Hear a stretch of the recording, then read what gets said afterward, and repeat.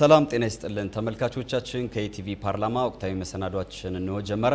በዛሬው ወቅታዊ መሰናዷችን የሰው ሀብት ልማት ስራና ስምሪት ቴክኖሎጂ ጉዳዮች ቋሚ ኮሚቴ የስራና ክህሎት ሚኒስቴርን የስድስት ወራት እቅድ አፈጻጸም በተመለከተ ያደረገውን ግምገማ ከቋሚ ኮሚቴው ሰብሳቢ የተከበሩ ዶክተር ነገሪ ሌንጮ ጋር ቆይታ እናደርጋለን። እስከ ፕሮግራማችን ፍጻሜ እንድትከታተሉን ያቀርቡት ግብዣችን ነው። ጥሩ ጊዜ። በቅድሚያ የተከበሩ ዶክተር ነገሪ ሌንጮ ለጊዜዎት ከልብ አመሰግናለሁ። ቋሚ ኮሚቴያችሁ የሚኒስቴር መስሪያ ቤቱን የስድስት ወራት እቅድ አፈጻጸም ገምግሟል። የሚኒስቴር መስሪያ ቤቱን የስድስት ወራት እቅድ አፈጻጸም እንዴት አገኘው? ከዚህ ጋር ያይዘውም ደግሞ ምክር ቤቱ በተሰጠው ስልጣንና ኃላፊነት መሰረት የእርሶ ቋሚ ኮሚቴ የስራና ክህሎት ሚኒስቴርን ይከታተላል፣ ይቆጣጠራል። በዚህ ክትትል እና የቁጥጥር ስራው ባለፉት ዓመታት የስራና ክህሎት ሚኒስቴር ምን ውጤቶችን እንዳስመዘገበ ገመገማችሁ?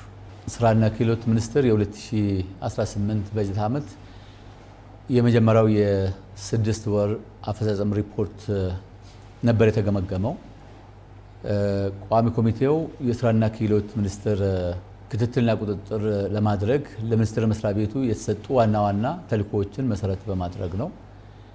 ከነዚህም ውስጥ አንደኛ የስራ ዕድል ፈጠራ ጋር የተያያዘ ነው። የስራ ዕድል ፈጠራ ግን መሰረት የሚያደርገው የክህሎት ልማት ስለሆነ የቴክኒክና ሙያ ስልጠናንም እንደዚሁ በተለያዩ ዘርፎች ላይ ይሰጣል። ስለዚህ ሁለተኛው የክህሎት ልማት ነው ማለት ነው ተልእኳቸው።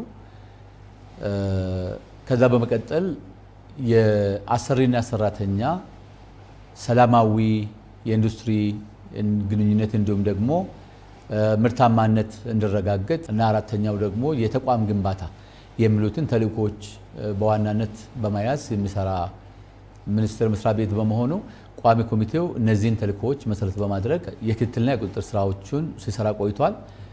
እንግዲህ የዛሬውን የስድስት ወር አፈጻጸም ሪፖርት ከመገምገማችን በፊት በዚህ በጀት ዓመት ያደረግነው ቀደም ብለን የሶስት ወር የመጀመሪያው ሩብ አፈጻጸም ሪፖርታቸውን ከገመገመን በኋላ በፊት ለፊት ከምንጠራቸው ብለን በጽሁፍ የተላከውን ካየን በኋላ ወደ ሚኒስቴር መስሪያ ቤቱ እና ተጠሪ ተቋማት በአካል በመሄድ መሬት ላይ ያሉትን የተሰሩ ስራዎችን በመመልከት ከሚመለከታቸው አካላት ጋር ውይይት በማድረግ የመስክ ምልከታ በማድረግ ክትትልና ቁጥጥር ለማድረግ ጥረት አድርገን ነበር ማለት ነው።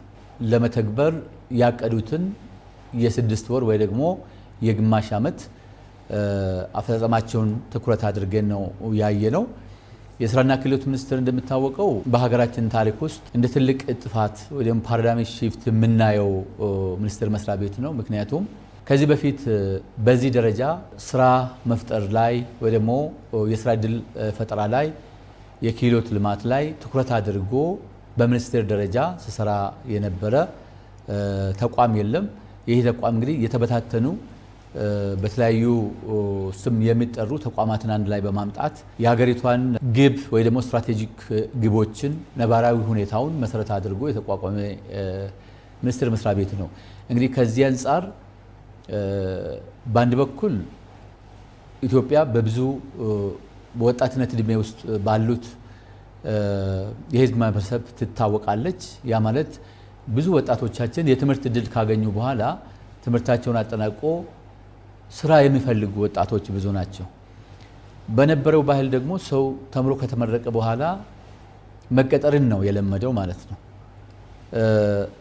እንግዲህ የኛ ትምህርት ስርዓትም ከዚህ በፊት ትምህርት ላይ ነው ፎከስ ሲያደርግ የነበረው ትኩረት ሲያደርግ የነበረው በክህሎት ልማት ላይ ብዙ ትኩረት ሲሰጥ ስላልነበረ ኢንዱስትሪው የሚፈልገውና የሚሰለጥነው ሰው ብዙ አይገናኝም ነበር ማለት ይቻላል። የአግባብነት ችግር አለ ማለት ነው በስልጣናችን። ስለዚህ የስራና ክህሎት ሚኒስቴር በአንድ በኩል ስራንና ስልጠናን ማገናኘት ወይ ደግሞ ክህሎትን ማገናኘት ትኩረት አድርጎ ያቀዳቸው እቅዶች አሁን ይሄንን ስፔሲፊካሊ የስድስት ወሩን በምናይበት ጊዜ ከዚህ በፊት ከነበረው በጣም በተሻለ ሁኔታ የፈጸሙበት ሁኔታ ነው አጠቃላይ ግምገማችን የሚያሳየው።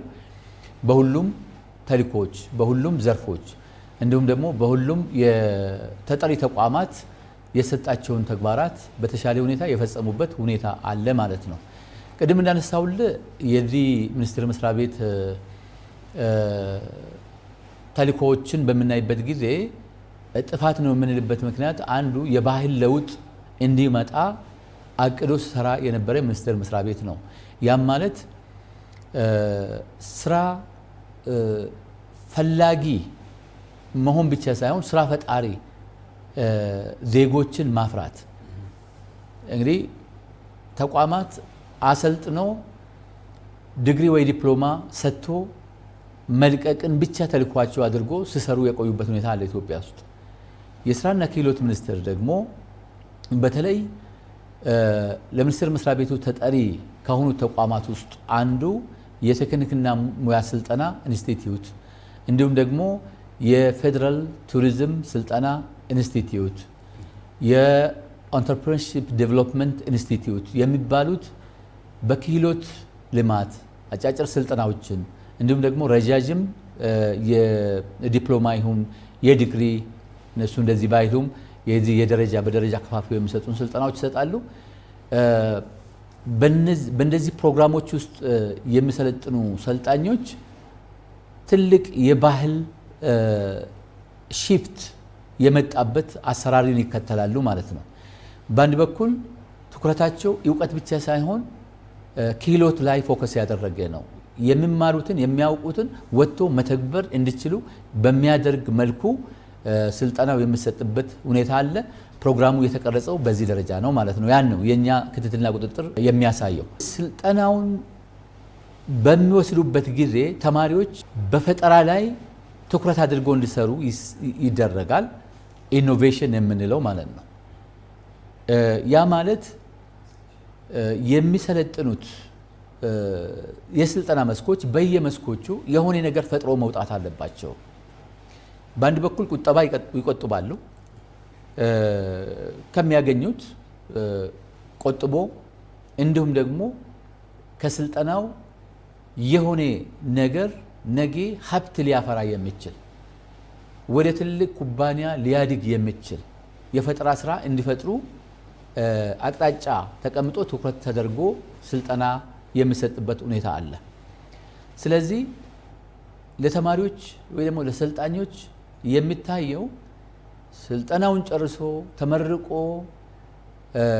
ሰርቲፊኬት፣ ዲግሪ፣ ዲፕሎማ ይዞ መውጣትና ስራ መፈለግ ሳይሆን ልክ እንደጨረሱ የሆነ ነገር ለራሳቸው ለማህበረሰቡም ለሀገርም እድገት ወሳኝ የሚሆኑ ነገሮችን ይዞ የሚወጡበት አሰራር ነው የሚከተሉ ማለት ነው።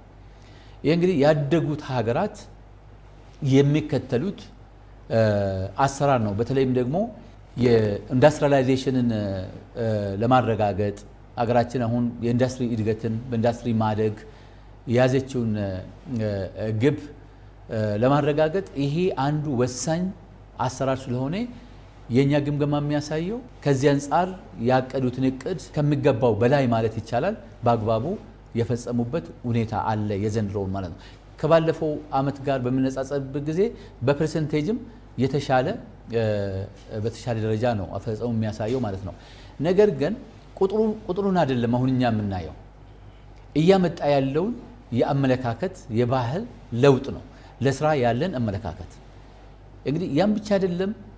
እንደ ግለሰብ ብቻ አንድን የሆነ ፈጠራ ይዞ የሆነ ምርት ይዞ መውጣትን ብቻ አይደለም። አሁን ወደ ስራና ክህሎት ስልጠናና የቴክኒክና ሙያ ስልጠና ኢንስቲትዩት በምንሄድበት ጊዜ የምናያቸው ምርቶች በጣም የሚገርሙ ናቸው። ምርትም ያመርታሉ፣ እዛው በተቋሙ ውስጥ ምርትም ያመርታሉ። ብዙ ለሀገር የሚጠቅሙ ስራዎችን ይሰራሉ። ያን ብቻ አይደለም እንግዲህ ብዙ ሰልጣኞች ስላሉ በፌደራል ደረጃ ብቻም ሳይሆን በየክልሉ ያሉ የቴክኒክና ሙያ ስልጠናዎች በተለይም ደግሞ ለስራና ክህሎት ሚኒስቴር ተጠሪ የሆኑት ሰልጣኞች ከወጡ በኋላ አንዱ የስራ እድል ፈጠራ የምንለው መቀጠር ብቻ አይደለም ያልኩት። ምንድነው የሚያደርጉት? በግለሰብ ደረጃ የሆነ ነገር ፈጥሮ የሆነ ምርት ይዞ ከወጡ ያንን በማስ ፕሮዳክሽን ወይ ደግሞ ሀብት ካላቸው ጋር ሊሆን ይችላል ወይ ደግሞ ራሳቸው የፋይናንስ አቅርቦት እንዲመቻችላቸው ተደርጎ ወደ ኩባንያ የሚያድግበት ሁኔታ እንዳለ ሆኖ እንዲሁም ደግሞ ሼዶችን የስራ ቦታዎች እንዲመቻቹላቸው ተደርጎ እነዚህ ክህሎት የተሻለ የመስራት ስራ የመፍጠር ብቃት ይዞ የሚመረቁ ሰልጣኞች ተደራጅተውን ደግሞ ኢንተርፕራይዝ እንዲፈጥሩ በማድረግ ብድር ወይ ደግሞ የፋይናንስ አቅርቦት እንዲመቻችላቸው በማድረግ ወደ ስራ የሚገቡበት አቅጣጫ ነው ማለት ነው። የስራና ክህሎት ከሌሎች ዩኒቨርሲቲዎች የሚለየው ይሄንን ነው። አሰልጥኖ እንዲሁ መበተን አይደለም፣ ይከታተሏቸዋል፣ የስራ እድል እንዲፈጥሩ ያደርጋሉ። ለራሳቸው ብቻ ሳይሆን ለሌሎች ለዜጎቻችን የስራ እድል የሚፈጠርበትን አቅጣጫ ተከትሎ የሚሰሩ ስለሆነ ይሄንን ፓራዳይም ሺፍት የምንለውና ትልቅ የባህል ለውጥ እያመጡ ነው የምንለው ለዚህ ነው ማለት ነው። ከዚህ አንጻር እንግዲህ የ6 ወር አፈጻጸም ሪፖርታችሁ የተሻለ ነው ማለት እንችላለን። የስራ እድልን በምናይበት ጊዜ እንግዲህ ሌላው የውጭ ሀገር የስራ ስምሪት ነው። የውጭ ሀገር ስራ ስምሪት በሀገር ውስጥ ከክልሎች እንዲሁም ደግሞ ከተለያዩ ተቋማት ጋር በቅንጅት በመስራት የሚፈጠሩ የስራ እድሎችን በመቀጠር የሚሆን የስራ እድል በመፍጠር የሚሆን ያንን አንደኛ በእቅድ በመምራት ማለት ነው።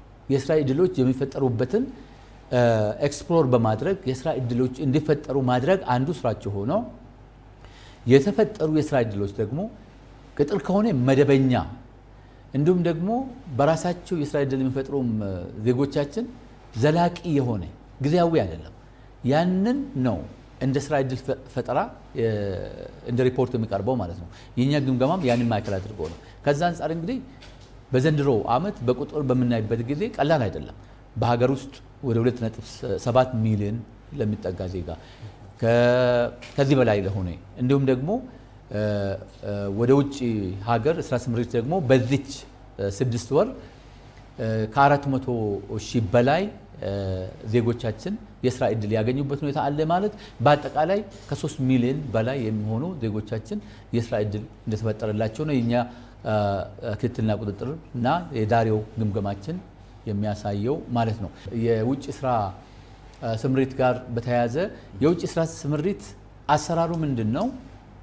ሚኒስቴር መስሪያ ቤቱ አለ፣ ኤጀንሲዎች አሉ። ኤጀንሲዎች የተሰባሰቡበት ማህበራት ወይ ደግሞ ፌዴሬሽን አለ። ከዛ ውጭ ደግሞ በውጭ ሀገር ሰራተኛ አገናኝ እንደዚሁ የተለያዩ ኤጀንሲዎች ይኖራሉ ማለት ነው። በውጭ ሀገርም ደግሞ መንግስት አለ። ስለዚህ የውጭ ሀገር ስራ ስምሪት የስራ ፈላጊ ዜጎቻችን እንዲሁም ደግሞ የስራ አገናኝ በሀገር ውስጥም በውጭም ያሉት ኤጀንሲዎችና በሁለቱም በእኛ ሀገርና በሌላው ቀጣሪ ወይ ደግሞ የስራ እድል የሚፈጥሩ ሀገራት መንግስታት መካከል የሚደረጉ ግንኙነቶች የሚመለከት ነው ማለት ነው። ስለዚህ ይሄ በጣም ውስብስብ የሆነ ኤሪያ ነው። ከዚህ በፊት ብዙ ክፍተቶች የነበሩበት እነዚህን ክፍተቶች ለመሙላት የህግ ማዕቀፍ እንዲዘጋጅ ተደርገዋል። አሁን እንግዲህ በዚህ ዙሪያ ከጊዜ ወደ ጊዜ የስራ እድል ፈጠራው እየጨመረ መጥቷል ማለት ነው። ከዚህ በፊት ዝቅተኛ የምንለው የዶሜስቲክ ወርከርስ ብቻ ወይ ደግሞ የቤት ስራዎችን ትኩረት ያደረገ ፍላጎት ነበረ ወደ ውጭ የሚካሄደው። ጂኦግራፊካሊ በምናይበት ጊዜ መካከለኛው ምስራቅ ነው በአብዛኛው የሚካሄደው ማለት ነው። አሁን ግን ከፍተኛ ክህሎት የሚጠይቁ የስራ እድሎችም እየተፈጠሩ ነው። አውሮፓ ጭምር ሌሎችም ሀገራት ፍላጎት እያሳዩ ነው። ያንን ፍላጎት ለማርካት ትኩረት መደረግ ያለበት ስልጠና ላይ ነው። ምክንያቱም አንዱ ወደ ውጭ የሚሄዱት ሰራተኞች ወይ ደግሞ ወጣቶቻችን የሚታሙበት ተገቢውን ስልጠና ተከታትሎ በአግባቡ ተመዝኖ መሄድ ላይ ክፍተቶች ስለነበሩ ከሌሎች ሀገራት እድል አግኝቶ ከሚቀጠሩት ጋር ሲወዳደሩ ብዙ ጊዜ ማግኘት ያለባቸውን ጥቅም እንዳያገኙ የሚደረግበት ሁኔታ አለ። የምናገኘው ግብረ መልስ ከውጭ የሚመጣ የኛ ቆንስላ እንዲሁም ደግሞ ኤምባሲዎች የሚነግሩን ይሄንን ነው ማለት ነው። አንዳንድ ጊዜ ደግሞ ጉዳትም ይደርስባቸዋል።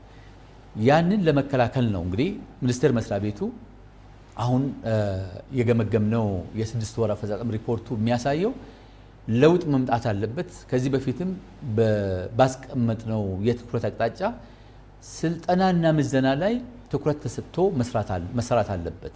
ኤጀንሲዎችም ደግሞ ስነ ምግባር ጠብቆ በህገወጥ መንገድ ሳይሆን በአግባብ የሰለጠኑትን በህጋዊ መንገድ ብቻ መላክ እንዲችሉ አስፈላጊው ቁጥጥር እንዲደረግ የሚል አቅጣጫ ነበረ በእኛ በኩል። ያንን መሰረት አድርጎ ስልጠናውን በአግባቡ እንዲሰጥ ምዘናውም ደግሞ ምክንያቱም አንዳንድ ህገወጥ ስራ የሚሰሩ ከስነ ምግባር ያፈነገጠ አካሄድን የሚከተሉ ምዘናው ሳያልፉ እንዳለፉ አድርጎ የሚያሳልፉ እንዳሉ ሪፖርቶች ደርሱን ስለነበረ ያንን ለመቆጣጠር ሚኒስቴር መስሪያ ቤቱ ትልልቅ ስራዎችን ሰርቷል። አንዱ ያየነው ቴክኖሎጂን ስልጠና ከተካሄደ በኋላ ምዘና ላይ ቴክኖሎጂን በመጠቀም ትክክለኛ ስልጠና ውስጥ ያለፉት ብቻ ተመዝነው እንዲያልፉ ያንን መሰረት አድርጎ ደግሞ የውጭ ስራ ዕድል በሚፈጠርበት ጊዜ በህጋዊ መንገድ ብቻ የሚሄዱበት አሰራር ዘርግቶ እየሰሩ ነው። ከዚህ አንጻር እንግዲህ ከባለፈው ከ2017 በጀት ዓመት አንጻር ከዚህ የስድስት ወሩ ማለት ነው የባለፈው ዓመት ከዛ አንጻር ስታይ ከ50 በመቶ በላይ ጭማሪ አሳይቷል። ወደ ውጭ ስራ ዕድል አግኝቶ የሄዱት ማለት ነው።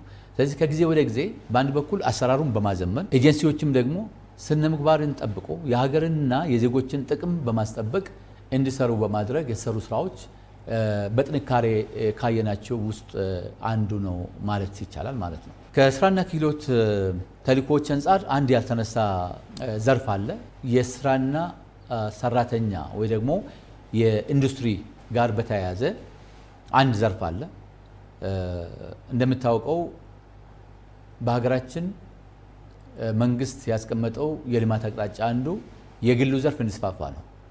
ስለዚህ በግሉ ዘርፍ ውስጥ የሚሰሩት ሰራተኞችም ደግሞ ጥቅማቸው፣ ደህንነታቸው ተጠብቆ መስራት አለባቸው። ያንን ክትትል ቁጥጥር የሚያደርግበት የህግ ማዕቀፎችን መሰረት አድርጎ የሚሰራ ይሄ ሚኒስቴር መስሪያ ቤት ነው። ይህንን የሚመለከት አንድ ዘርፍ አለ ማለት ነው። ከዚህ አንጻር የኛ ክትትልና ቁጥጥር የሚያሳየው የዛሬውም የስድስት ወር አፈጻጸም ግምገማ የሚያሳየው ከጊዜ ወደ ጊዜ ለውጦች አሉ።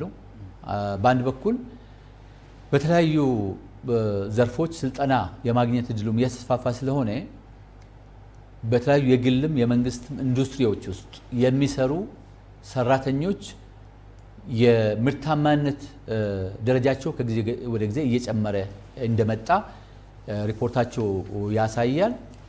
ደህንነታቸውና ጥቅማቸው እንዲጠበቅ ከማድረግ አንጻርም ደግሞ ከኢንዱስትሪዎች ጋር በቅርበት እንደሚሰራ ሪፖርቱ የሚያሳይበት ሁኔታ አለ።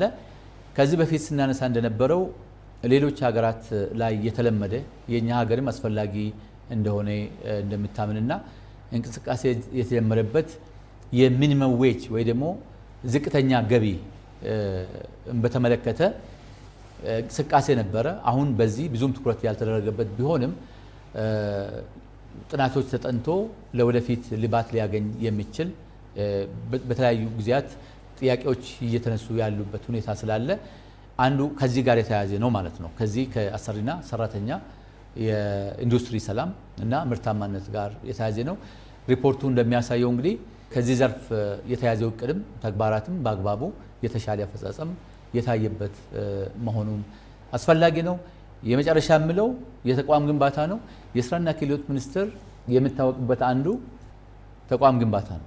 በ5 ዓመት ውስጥ ካልነበረበት ሚኒስቴር መስሪያ ቤቱን ፊዚካሊ በሚታይበት ጊዜም ምንም ካልነበረበት አሁን የተሻለ ተቋም አድርገዋል እንዲሁ ስታየው ማለት ነው። ይሄ ደግሞ ለሰራተኛው ለአመራሩም ምቹ የስራ ቦታ ከመፍጠር አንጻር ትልልቅ ስራዎች እንደተሰሩ በአካልም ተገኝተን ያየንበት ሁኔታ አለ። ከተቋም ግንባታ አንጻር እንግዲህ ፊዚካሊ ህንፃ መገንባት ብቻ አይደለም። አክቹአሊ በዛ ውስጥ የተቀረጹ አሰራሮችም የተለዩ ናቸው።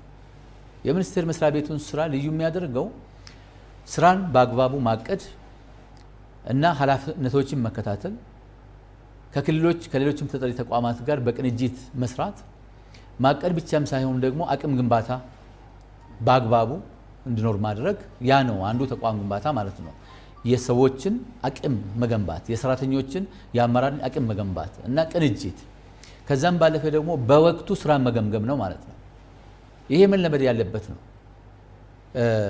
ሚኒስትሮች በተለያዩ ጉዳዮች ይጠመዱና እቅዳቸውን መከታተል ላይ ክፍተቶች ሊኖሩ ይችላሉ። እዚህ ሚኒስቴር በምናይበት ጊዜ ግን ከእቅድ ጀምሮ እስከ አፈጻጸም ድረስ ኤቭሪቲንግ ክብርት ሚኒስትሯ የሚከታተሉበትና በየጊዜው ሪፖርቱንም በማቅረብ ከዚህ እንደ አንድ ምሳሌ ሊሆን የሚችል ስራ ነው ያየነው ማለት ነው። ሌላው በግምገማችን የለየነው የመንግስት አገልግሎትና አስተዳደር ሪፎርም መንግስት በሲቪል ሰርቪስ ኮሚሽን በኩል እና ባለፈው አዋጁ ጸድቆ ወደ ሪፎርም የተገባበት ሁኔታ አለ። ከዚህ ውስጥ እንግዲህ ተቋማት በፈርስት ወይ ደግሞ በዌቭ 1 በመባለው ወደ ስራ እንዲገቡ የተደረገበት ሁኔታ አለ። 8 ከሚሆኑ ተቋማት ውስጥ ወደ በመጀመሪያ ላይ ተመርጦ ወደ ዝግጅት ምዕራፍ እንዲገቡ የተደረገው አንዱ ስራና ክህሎት ሚኒስቴር ነው። አይ ቲንክ ከ8ቱ 4 ወይ እዛ በላይ የሚሆኑት የዝግጅት ምዕራፉን ጨርሶ ወደሚቀጥለው ያለፉበት ሁኔታ አለ። ከዛ ውስጥ የስራና ክህሎት ሚኒስቴር ግንባር ቀደም ነው ማለት ነው። ያንን በቅርበት በምንገመግምበት ጊዜ በአካልም ሄደን ያንን ለመገምገም እድል ስለነበረን በመስክ ምልከታ በሲቪል ሰርቪስ ኮሚሽን ከተዘረጋው አሰራር በተለየ ሁኔታ የራሳቸውን ፈጠራ በማከል ማለት ነው የመንግስት አገልግሎት እና የአስተዳደር ሪፎርሙ በተሻለ ሁኔታ የዝግጅት ምዕራፉን ለማጠናቀቅ የቻሉበት ሁኔታ አለ።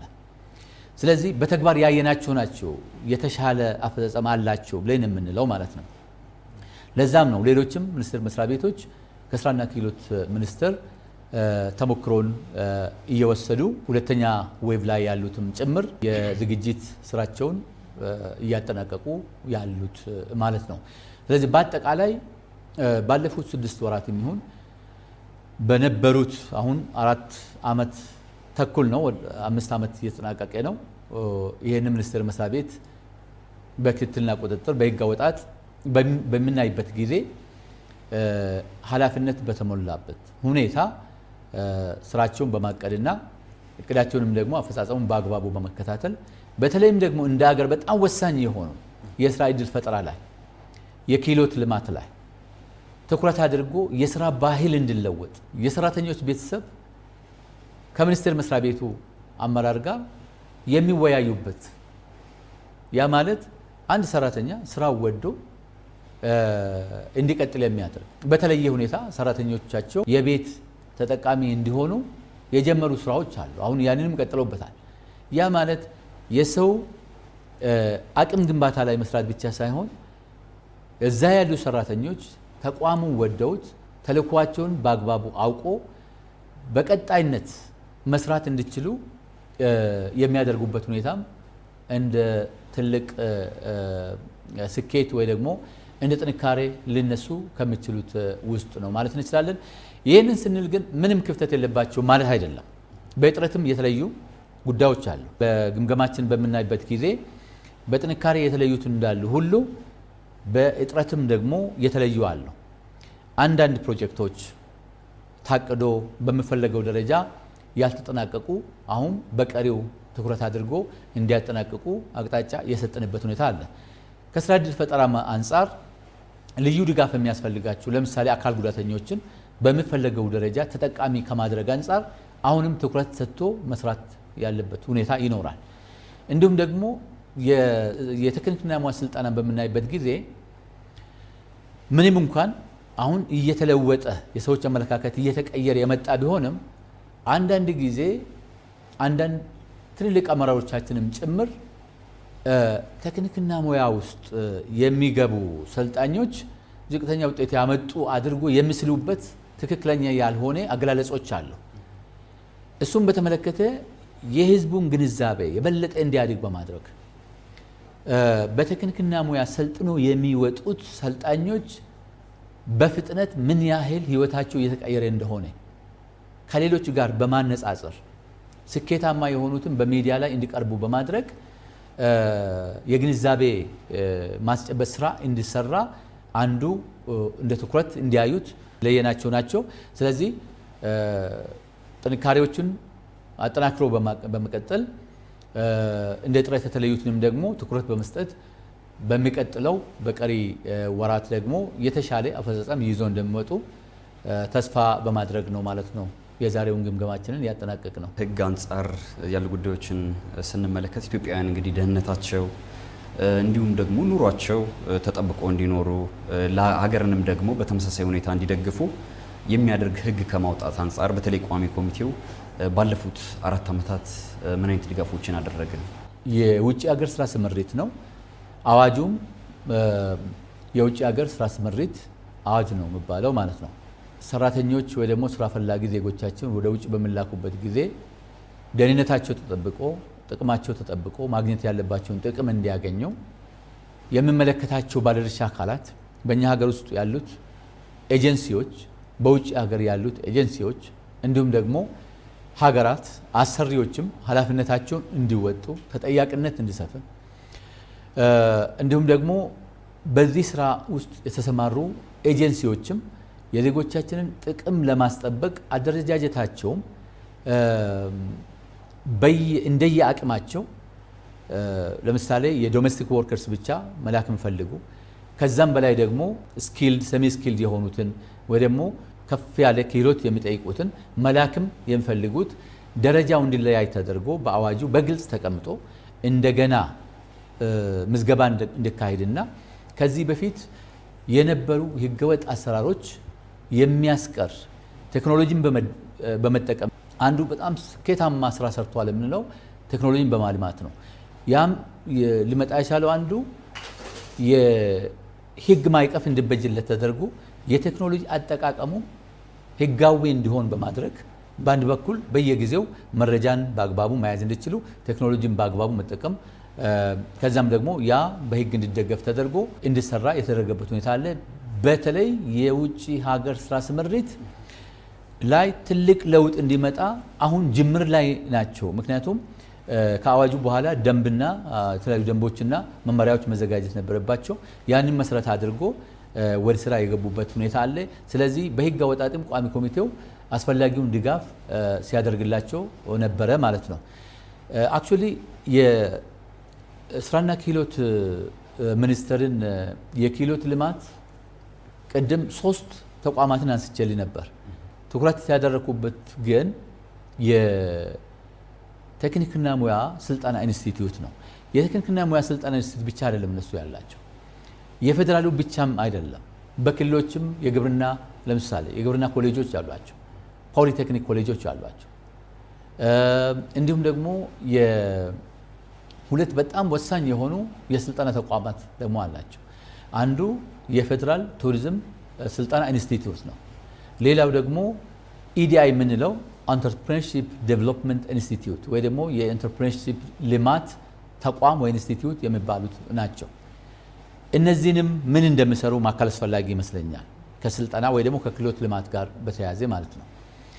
እንደ እጥፋት ነው ወይ ደግሞ እንደ ታሪክ እጥፋት እናያለን፣ ፓራዳይም ሺፍት ነው ብለን የምንለው አሁን የፌደራል ቱሪዝም ኢንስቲትዩቱን በምናይበት ጊዜ ከዚህ በፊት በሆስፒታሊቲ ወይ ደግሞ በቱሪዝምና በአገልግሎት አሰጣጥ በሆቴሎች የሚሰሩት ዜጎቻችን አስፈላጊውን ስልጠና ያገኙት በጣም ጥቂቶች ነበሩ።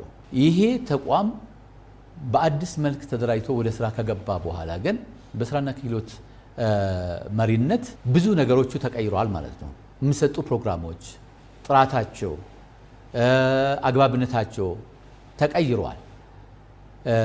ከዚህ አንጻር ሀገር ስትራቴጂክ ፒላርስ ብላ ከለየቻቸው ውስጥ አንዱ ቱሪዝም እንዲሆን ስለተደረገ ያንንም ከግብ ለማድረስ የሚችል አደረጃጀትና የስልጠና አቅም በማደራጀት እየሰሩ ስለሆነ በእነሱ በኩልም ትልቅ ለውጥ እየተመዘገበ እንደሆነ ከጊዜ ወደ ጊዜ እየተስፋፋ እንደሆነ መግለጽ አስፈላጊ ነው ማለት ነው። ምክንያቱም ደግሞ እኛ የቱሪስት መዳረሻዎችን እያስፋፋን ነው፣ እየገነባን ነው፣ በተለየ ሁኔታ እየሰራበት ነው።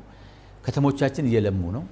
ገጠር እንደዚህ ባህላዊ እንዲሁም ደግሞ ታሪካዊ ቅርጾቻችን ያሉን መሸጥ የምንችለው ለውጭም ይሁን ለሀገር ውስጥ ቱሪስቶች በአግባቡ መሸጥ የምንችለው ተገቢ የሰው ኃይል ወይ ደግሞ በዚህ ላይ የሚሰሩ የሰው ኃይል ስለሚያስፈልግ ከዚህ አንጻርም የተሻለ አፈጻጸም እንደነበረ ነው መግለጽ እንፈልገው። የኢንተርፕረነርሺፕ ዴቨሎፕመንት ኢንስቲትዩት በጣም የተለየ ነው። ያ ራሱን አስችለን የምናየው ሊሆን ይችላል። የኢንተርፕረነርሺፕ ልማት ኢንስቲትዩት ለብቻው የሚሰሩት ስራዎች ለህዝብ መታወቅ አለበት። ለነሱም በየጊዜው የምነግራቸው ትልልቅ ስልጠናዎችን ይሰጣሉ። የሚሰጡት የፐብሊክ ኢንተርፕረነርሺፕ ለመሪዎች በተለያዩ ደረጃ ያሉት መሪዎች እንዲሁም ደግሞ ቢዝነስ ጋር በተያያዘ ብዙ ስልጠናዎችን ይሰጣሉና ይሄም በሀገራችን ትልቅ ለውጥ ሊያመጣ የሚችል ቢዝነስ ውስጥ የሚሳተፉ አካላት በባህል ሳይሆን በዓለም አቀፍ ደረጃ ተጠንቶ ውጤት ያመጡ የቢዝነስ አሰራር ስልጠናዎችን በመስጠት ማለት ነው። ብዙ ዜጎቻችን ወጣቶቻችን በጣም እየተጠቀሙበት ነው። ያን ብቻ አይደለም፣ አርሶ አደሮችም በገጠር በከተማ ሳይባል አመራሮችም ጭምር የሚያስፈልጋቸውን በስራቸው ላይ ሊጠቅማቸው የሚችሉ አጫጭር ስልጠናዎችን ረጃጅም ስልጠናዎችን እየሰጡ ሀገርን ለመለወጥ የሚሰሩ ስራ ቀላል አይደለም። ይሄ ህዝቡ ሊያውቀው ይገባል ከምን አንጻር ነው ማንሳት እንፈልገው ማለት ነው። ከዚሁ ጋር በተያያዘ እነዚህ ስልጠና ተቋማት አሁን የገለጽኩት የኢንተርፕረነርሺፕ ዴቨሎፕመንት ኢንስቲትዩት እና ይሄ ኳዛይ ኦቶኖመስ ነው የሚባለው 100% የመንግስት በጀትን ወስዶ የሚሰራ አይደለም። ተወሰነ ድጋፍ ይደረግለታል እንጂ በራሱ ሀብት በማመንጨት ትልቅ ሀብት በማመንጨት ስልጠናዎችን የሚሰጥ ተቋም ነው። ወደ ቴክኒክና ሙያ ስልጠና ኢንስቲትዩት በሚመጣበት ጊዜ የግብርና ኮሌጆችን ጨምሮ እዚህ ፌደራል ላይ ያለው ትልቅ ገቢ የሚያስገኙ ናቸው። በተጨማሪም የፌደራል ቱሪዝም ስልጠና ኢንስቲትዩትም ትልቅ ገቢ የሚያስገኝ ነው። ስለዚህ ይሄ በጀት አነሰኝ በየጊዜው ይሄንን ጨምሩልን የሚሉ ተቋማት አለ። የባህል ለውጥ አለ የሚለው ያለ ምክንያት አይደለም። እንግዲህ እነዚህ ተቋማት በሪፖርቱ እንደታየው ወደ 1.67 ቢሊዮን ነው ገቢ ያገኙት በዚች ጊዜ ውስጥ ማለት ነው። ይሄ ቀላል አይደለም። ስለዚህ ትኩረታቸው ሀብት ማፍራት ነው። የብልጽግና አንዱ ዳይሜንሽን ደግሞ ሀብት ማፍራት ነው። ሁለንተናዊ ብልጽግና ብዙ ዘርፎች ብዙ ጉዳዮችን መመለከት ቢሆንም ሀብት ማፍራት አንዱ ሀገር የምታድግበት ምሰሶ ነው ማለት ነው። ስለዚህ በራሳቸውም ሀብት የሚያፈሩ እንደ ተቋሚም ማለት ነው። ሰልጣኞችም እንደ ግለሰብ ሲመጡ ደግሞ ሀብት ማፍራት ላይ ትኩረት አድርገው የሚሰሩ ስልጠና ብቻ ሳይሆን ያ ስልጠና ደግሞ የእሴት በመጨመር ሀገርን ሊለውጥ የሚችል ስራ እየሰሩ መሆኑን ማንሳት አስፈላጊ ነው ብዬ አምናለሁ። እንግዲህ ከህግ አንጻር ቅድም እንዳነሳውልህ ሌሎችም ተጨማሪ የህግ ማዕቀፎች እንደሚያስፈልጉ እናውቃለን። ባለፈው ከቅርብ ወራት በፊት ነው የኢዲአይ ወይ ደግሞ የኢንተርፕረነርሺፕ ልማት ኢንስቲትዩት ፖሊሲ የጸደቀው። ምናልባት ያንን ተከትሎ ለወደፊት ረቂቅ አዋጅ ሊያስፈልግ ይችላል። ያ ሂደቱን ጠብቆ የሚሰራ ይሆናል። እስካሁን ግን ከህግ አወጣጥ አንጻር በቅርብ ጊዜ ያጸደቅነው እሱን ነው። ሌሎች ከሀገራት ጋር የሚደረጉ ስምምነቶች አሉ፣ አዋጆች አሉ።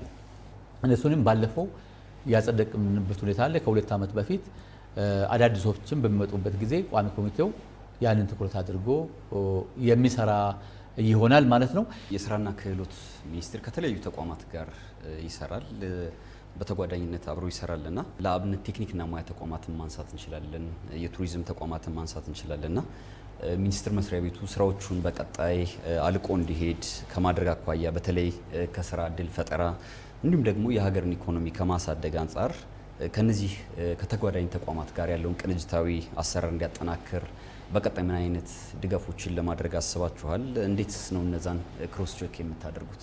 የስራና ክህሎት ሚኒስቴር ብቻውን የሚሰራ ተቋም አይደለም። አንዱ በቅርበት በክትትልና ቁጥጥር አብረን ስንሰራ ያየ ነው። በራሳቸው በሚኒስቴር መስሪያ ቤቱ አመራሮች ተነሳሽነት ከተለያዩ ሚኒስቴር መስሪያ ቤቶች ጋር ኤምኦዩ ወይ ደግሞ በጋራ አብሮ ለመስራት የተፈራረሙበት ሁኔታ አለ።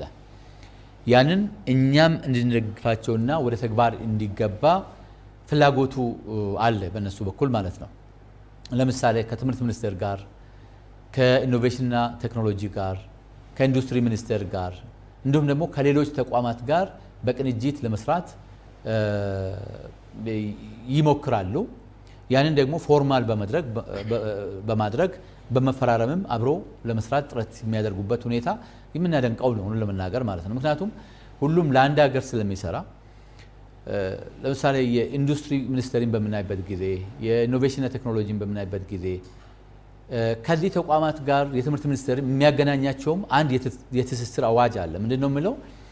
የከፍተኛ ትምህርት የቴክኒክና ሙያ ተቋማት እና የጥናትና ምርምር ተቋማት እና የኢንዱስትሪ ትስስር አዋጅ ነው የሚለው።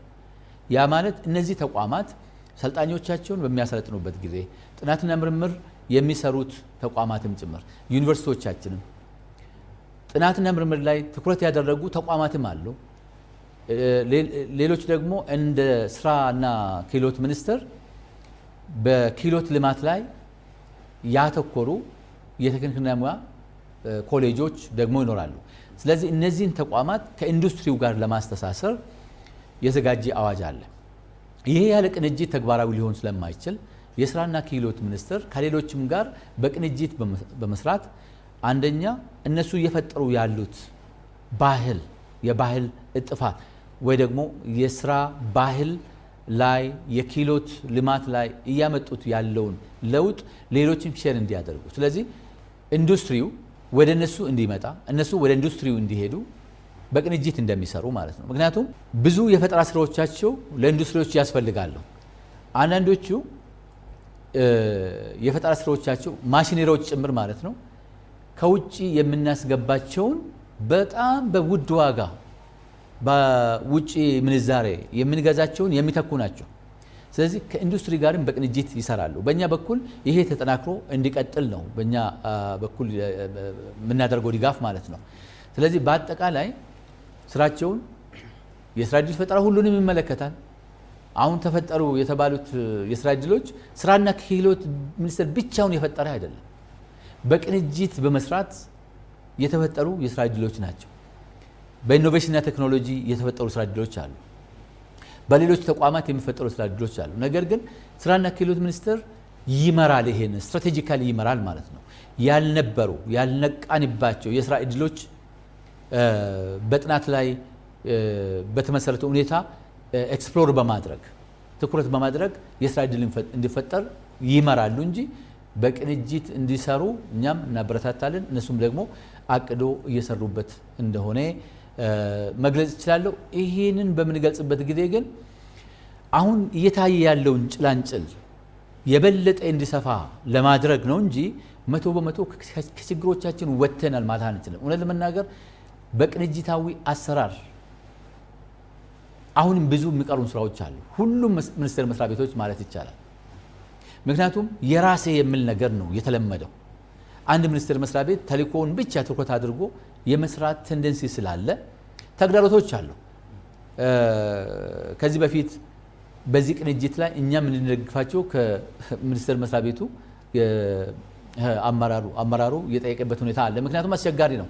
ኤምኦዩ ተፈራርሞ በሚፈለገው ደረጃ በቅንጅት ለመስራት ሁሉም ዝግጁ ነው ማለት አንችልም። ምክንያቱም ባህል አልሆነም።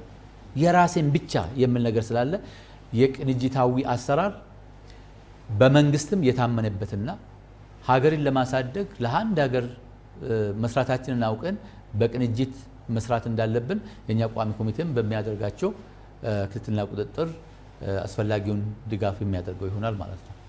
የተከበሩ ዶክተር ነገሪ ሌንጮ ስለ ጊዜዎት ከልብ አመሰግናለሁ። እኔም አመሰግናለሁ። ይወርስተልህ ተመልካቾች ከኢቲቪ ፓርላማ ለዛሬ ያዘጋጀነው ወቅታዊ መሰናዷችን ይህንን ይመስል ነበር። ስለተከታተላችሁን ከልብ እናመሰግናለን። ጥሩ ጊዜ